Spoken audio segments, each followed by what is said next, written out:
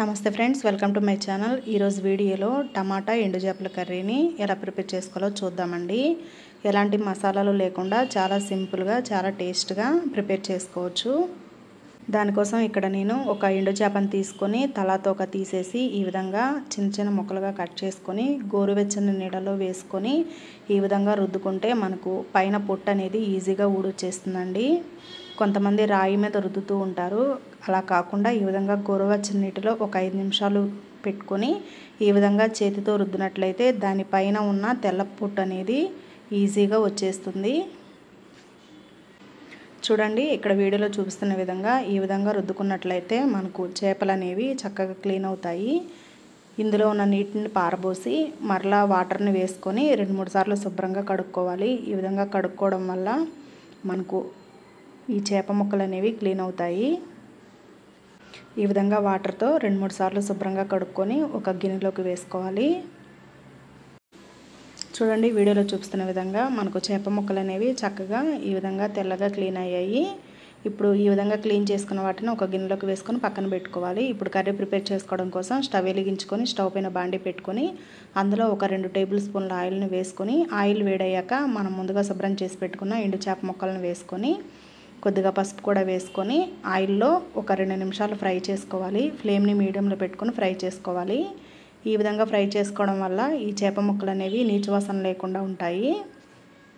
వీటిని ఎక్కువసేపు వేయించిన అవసరం లేదండి. ఫ్లేమ్ని మీడియంలో పెట్టుకొని ఒక 5 నిమిషాలు వేయించుకుంటే సరిపోతుంది. ఈ విధంగా వేగిన వాటిని ఒక గిన్నెలోకి తీసుకొని పక్కన పెట్టుకోవాలి.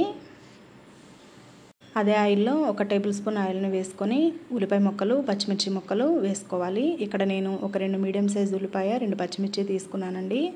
అలాగే టేస్ట్కి సరిపడా సాల్ట్ని వేసుకోవాలి.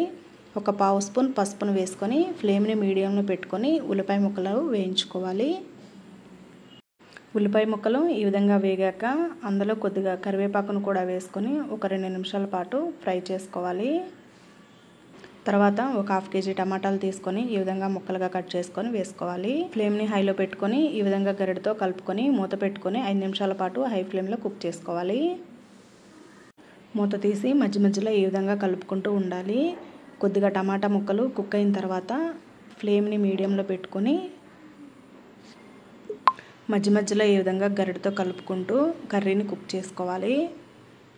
ఈ టమాటా ముక్కలు సగం ఉడికిన తర్వాత మనం ముందుగా ఫ్రై చేసి పెట్టుకున్న చేప ముక్కలు కూడా వేసుకొని కలుపుకోవాలి.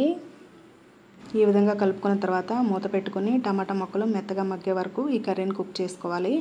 ఈ కర్రీ అనేది ఈ విధంగా ఉడికిన తర్వాత ఒక 2 స్పూన్ల కారాన్ని వేసుకొని కలుపుకోవాలి. ఈ విధంగా కలుపుకున్న తర్వాత మీరు తీసుకున్న టమాటాలు పులుపు తక్కువగా ఉంటే కొద్దిగా చింతపండు రసాన్ని వేసుకోవచ్చండి. ఇక్కడ నేను తీసుకున్న టమాటాలు కొద్దిగా పుల్లగా ఉన్నాయి కాబట్టి నేను చింతపండు రసం వేసుకోలేదండి. ఈ విధంగా కలుపుకున్న తర్వాత మూత పెట్టుకొని ఆయిల్ పైకి తేలే వరకు కుక్ చేసుకోవాలి. ఆయిల్ పైకి తేలిన తర్వాత చివరిగా కొద్దిగా కొత్తిమీరను కూడా వేసుకొని కలుపుకోవాలి. ఈ వీడియో నచ్చితే లైక్ చేయండి, షేర్ చేయండి, కమెంట్ చేయండి. మరిన్ని టేస్టీ వెరైటీ రెసిపీస్ కోసం ప్రసన్న హోమ్ కిచెన్ ఛానల్ని సబ్స్క్రైబ్ చేసుకోండి. Thank you for watching.